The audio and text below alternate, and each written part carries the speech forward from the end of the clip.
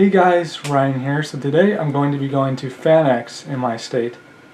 And yeah, I live in Utah. And I'll be dressing up and cosplaying as Deku from My Hero Academia. As you can see, I have the full cosplay on right now that I got last year actually. I'm wearing a different tie this time. The other tie was red. I probably would have matched more on the inside of this because it says My Hero Academia right there. But yeah, I thought I would switch it up with the tie. So yeah, I'm excited to go. I'll be heading out in an hour or so. So yeah, should be fun. And yeah, if I get anything cool, I'll definitely include it in part of this video as part of the haul. If I get some stuff at Fanx today. So yeah.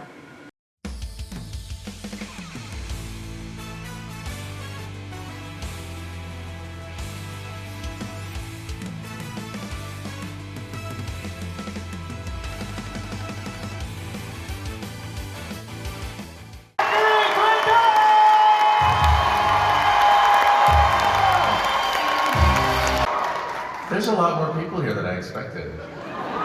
It's good to see everybody out and about again. Welcome back to the world. Deb. Right. How are you? I'm alright, better now. It's nice to meet you. Nice to meet you too. Thanks for having me. Happy to be here. Thank you for being here. So you're gonna ask some questions and then people out there are gonna ask some questions? I'm only gonna ask 2 questions and then we're gonna throw it to all of these fine folks. Okay, hi everybody. That sounds good. What are your questions? So my first question is, you are known for playing characters with unique emotional ranges and motivations. What's your favorite thing about playing villains and smoldering characters? You know, it just happened. I didn't really, it wasn't something that I sought out necessarily. Heroes was, it's an oldie, but a goodie. It's crazy that was 15 years ago, right?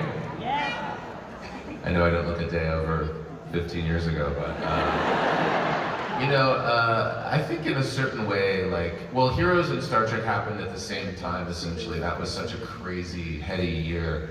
And so I got Heroes, and then within 6 months, I got Star Trek. And so it really solidified my presence, I think, in this kind of sci-fi, stylized world, and villainous, you know? Like, Siler was such a cornerstone of that show. So people love to see you do what they associate you with, and so then for a long time after that, those are the things that came my way. That's starting to change though, which is nice. I had the most to do in that one in a lot of different ways, and so I felt really connected to it. And one of the things that I had to do was this epic fight with Benedict, and toward the end of the movie it takes place on this, and it took, I think it was 17 days that we shot just that sequence alone, between the first unit and the second unit, and special effects and stunts and all of that. And you know, you really bond with somebody when you're in an experience like that. And so there was a shorthand that we developed between us that I really appreciated. But I think my favorite story, you know, there was this running prank through when we were finishing that movie. We shot at this place in Northern California that was like very, I forget what it was. It was in Livermore, California. It was like this top secret, like, and so we all played this joke, and it was a successive joke, and it required this thing that we made up as neutron cream, and we made Benedict like put it all over his face, and we told, the story was that because we were filming in this place that had radiation, that this special cream was the only thing that would, between takes, would prevent radiation poisoning. And so they would like come, I think we had somebody that would come and apply it. And I mean, there was just the spirit of fun at that time, and he was a great sport about it. So that's probably one of my favorite memories from that. Yeah, thank you. He's alone, as we all are, really. He's alone. I think that's one of the great appeals about the Doctor, is he travels alone, so we can all pour ourselves into him and be him. So I think the solitary nature I felt I understood, and that was my hook in. I feel like he's always trying to distract himself from his loneliness, which could be true of us all.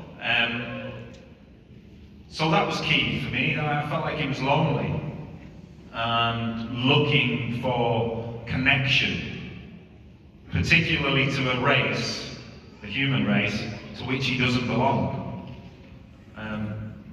Does that answer that question? Yeah. I've definitely been identified as a miserable guy. And I think I wanted to change that. And I think I watched a couple of the episodes and I felt that I'd overplayed the goofiness, so I wanted to finesse that. But I enjoyed it, and since then, because of that, I did a show called The A Word in the UK, and I played a character called Morris, who was more comedic, and I've really enjoyed. I even got a couple of laughs when I was playing with Beth. It's probably because I fell off the stage. Pretty broad comedy there. So I'm pretty cheap, actually. Give me a chance and I'll be really cheap.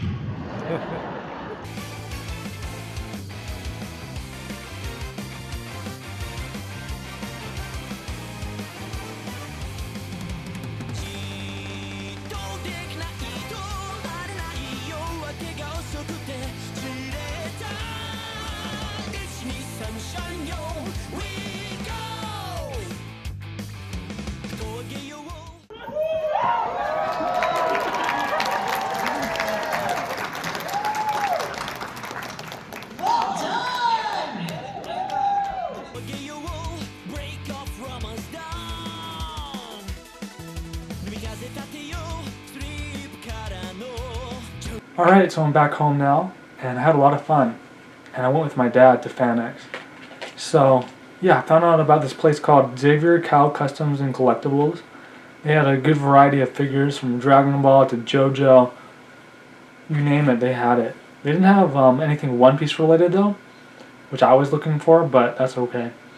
And there was like another vendor that had some JoJo figures too. I wasn't really looking for those since I have a good amount already. And one cool thing was somebody gave me this Deku pin slash keychain. Yeah, I guess it's more of just a keychain with this. And yeah, that was really nice since I was dressed up as Deku or Izuku. So yeah, that was cool. And yeah, overall I had a fun time, so I hope you guys enjoyed watching this video. And yeah, leave a like if you did, subscribe if you're new, and comment what you thought. Until next time, peace. What a catch! What a catch! Huh? What's that? Ah! Oh no! Watch where you're going, you roadblock. So, you're a monster, eh? Trying to snatch my prey from